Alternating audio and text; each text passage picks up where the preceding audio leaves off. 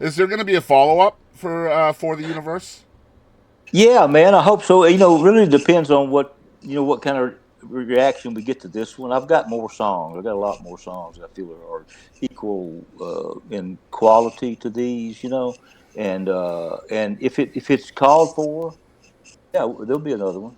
If it's I don't know what the rail, the high bar or whatever it is for doing another one, but if this one's a total flop, I don't know if there's any need to just exercise by doing another one. But if it gets some interest and sells a few copies and that kind of thing, and takes some downloads or whatever, there's so many different things today, man. It's hard to even keep up with it, even Here's when a you're in the business.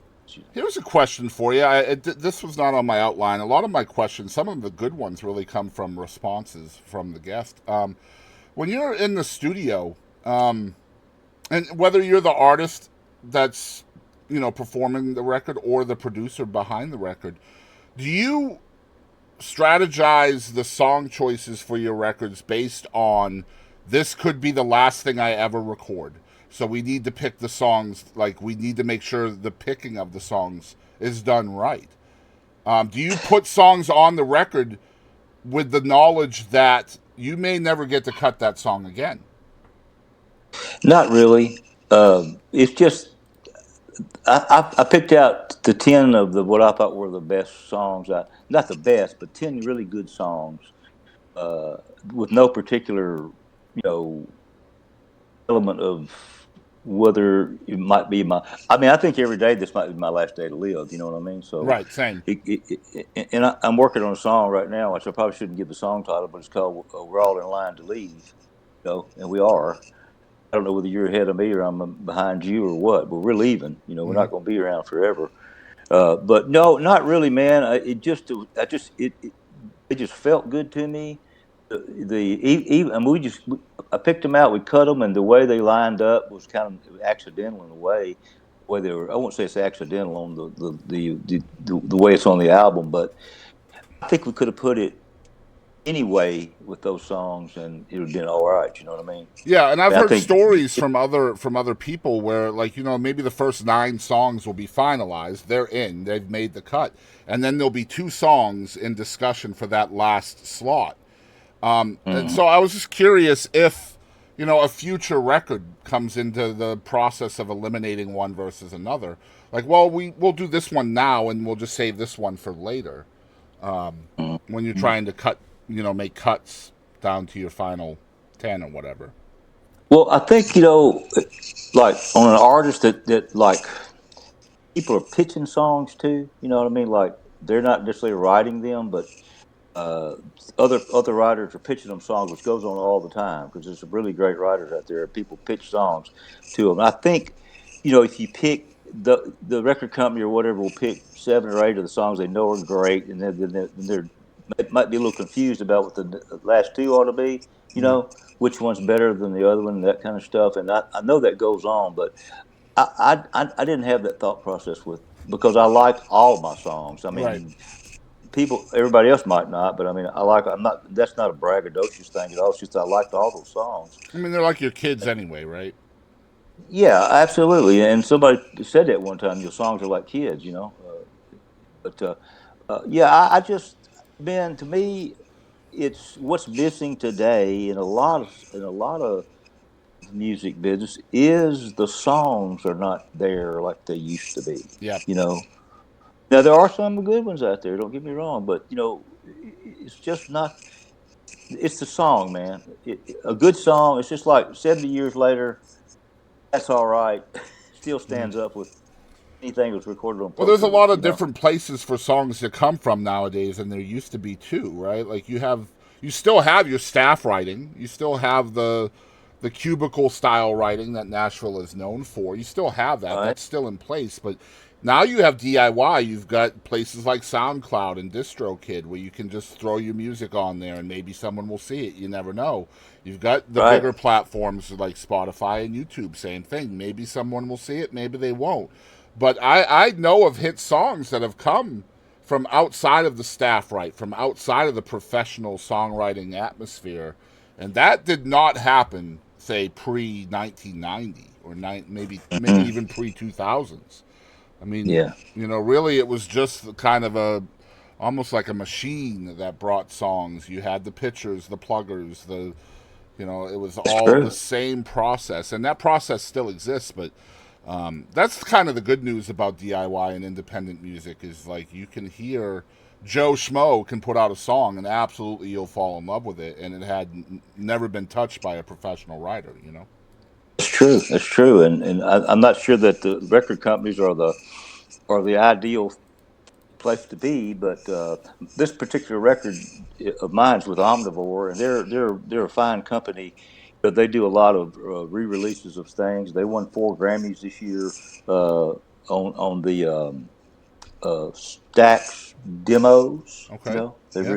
they released the demos, Wow. which I mean, they're great. Yep.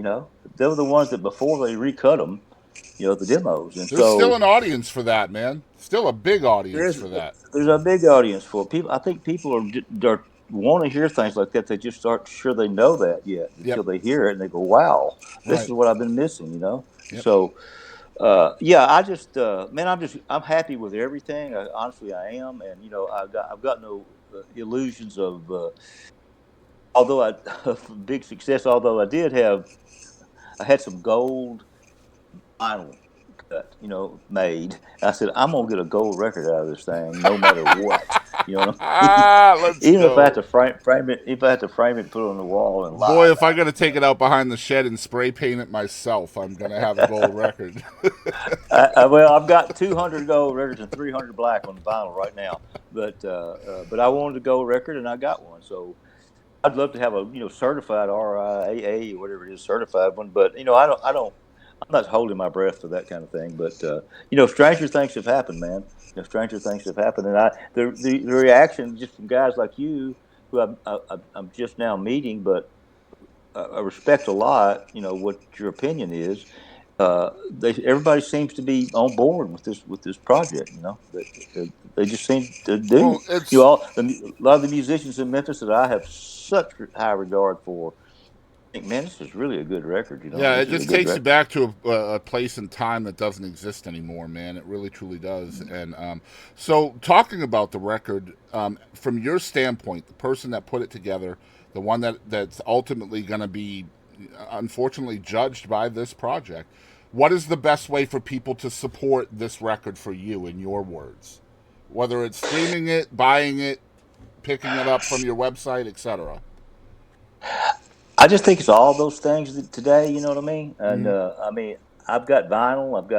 I'm be honest with you. My daughter Hallie is kind of my manager now, and she'd be the one better to ask that question than me. But I know it's available on all digital platforms, and it'll be available through Selecto Hits record distributors in Memphis. The vinyl Okay. is, and so it's everywhere you get music these days. And so and a website too. I'm not sure what I'm not sure. I think it's Rock on Jerry. rockonjerry.com. It's actually on people's Yeah, screen right now underneath yeah. your cam. We've had that up there the entire time. It's Okay, well, great. rockonjerry.com. And Yeah. we'll make sure there's links to the record in the description, of course. That's incredibly important. Man, I'm going to have to get my hands on one of them vinyls. I'm not going to lie. Oh yeah. Well, we'll get you one. Okay. Well, You want to go? You want to go one? man, my daddy told me beggars can't be choosers, man.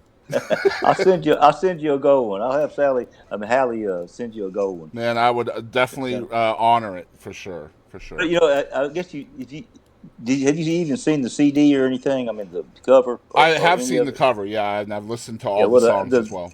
the uh, the uh, the vinyl is cooler because it's a lot bigger. You know what I mean? Right. The cover is bigger, and there's that little drawing of being the Cadillac and in the universe and all that Hmm. is real big. You could frame it up, but Oh yeah, yeah, it'll I'll go make. on my wall for sure. Absolutely. Oh man, I hope so. And you got a gold record coming. We just gotta. Does Hallie know how to send it to you? I could get her my address. That won't be a problem.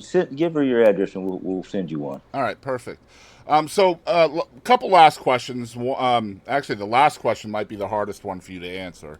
So I'll let you worry about that for a few minutes. But I know y'all Okay. studio is still churning out incredible music, not just your own, but other incredible artists that you're churning out music for as well. Can you tell everyone out there about the studio itself, how they can find it online, and of course how to contact y'all if they'd like to have some production work done? Yeah, it's we have a form at samphillipsrecording.com that you fill out if you want to come record. You know, it has a questionnaire there about what do you want, how many songs you want to do, how many musicians do you need? Are you bringing a film crew or what? We found out over the years it's better to know what's coming than just to show up and try to adjust. You know. Mm-hmm. But yeah, our studio's for rent. I mean, I don't like that word rent, but that's what it is, I guess. Uh, it's it's the sister studio to the Sun Studio. Mm-hmm. It was the one my dad built and started working on in 1958, and it opened in 1960. And And at this that was time, after the selling of Elvis to RCA.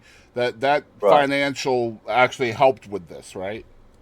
it did. But well, at that point in time, my dad was close to bankruptcy on all that stuff because the distributors, they weren't, if they didn't think you was going to have another hit record, they wouldn't pay you.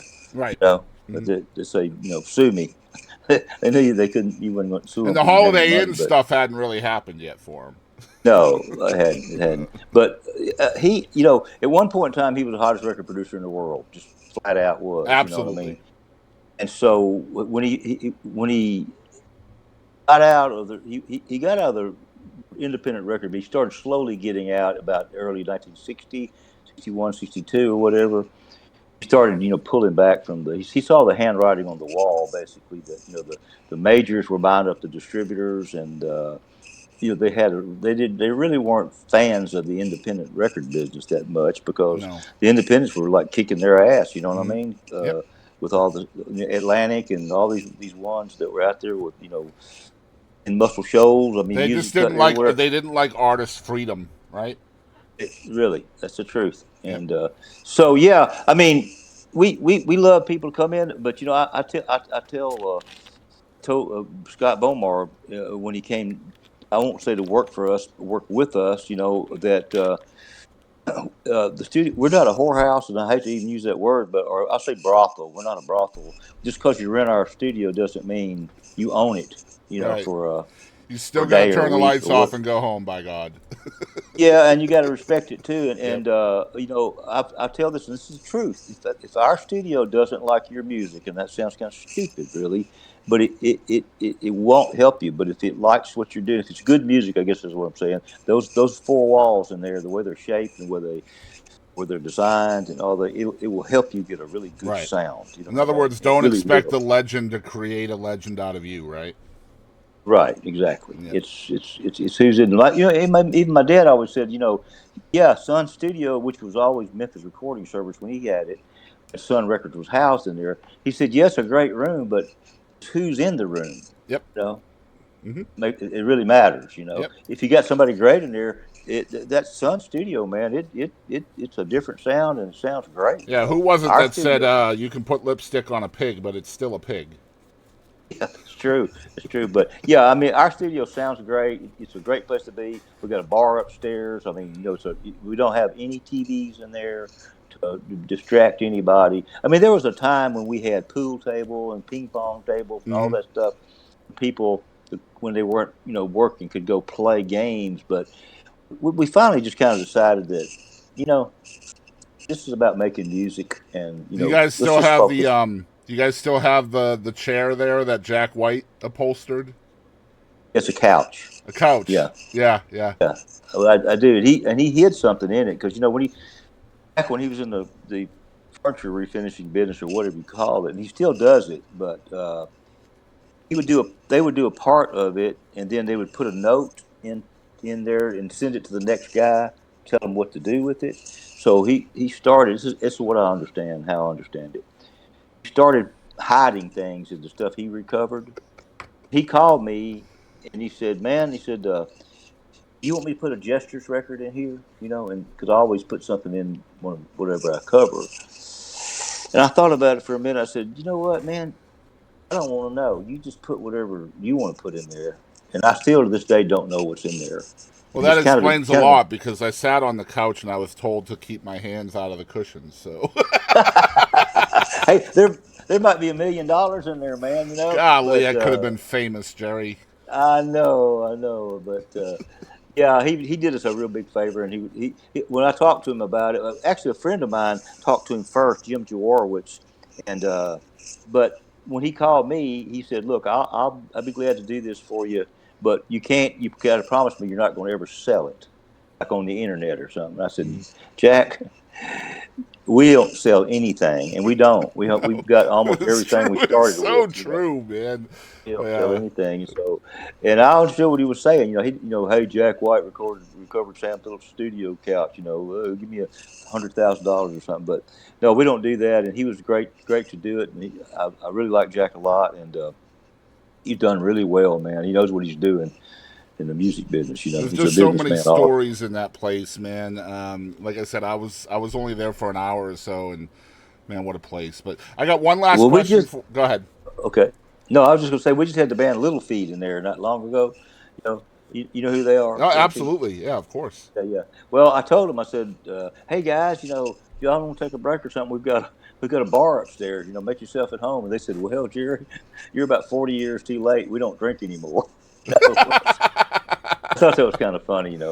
That's great. You still want to see that bar though, just the cigarette scar. Yeah, Uh, yeah, yep. yeah. It's funny. Just a quick story, but correct me if I'm wrong. But was your dad associated with the "I Walk the Line" cut with Johnny Cash in any way? Oh yeah. I mean, it was his label. I think I'm not sure if he entered it or produced it, whether it was Jack Clement, Well, I could but it tell was you that always. when we were in the studio there visiting, we were told that the lathe that is there was the one that actually pressed the "I Walk the Line" record.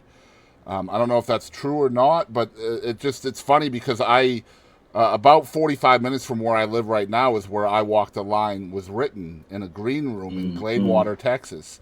And then to be in the room with the lathe that reportedly pressed the song as well, it was kind of cool. Well, I'm gonna say yes. Well, that's what You they know, were.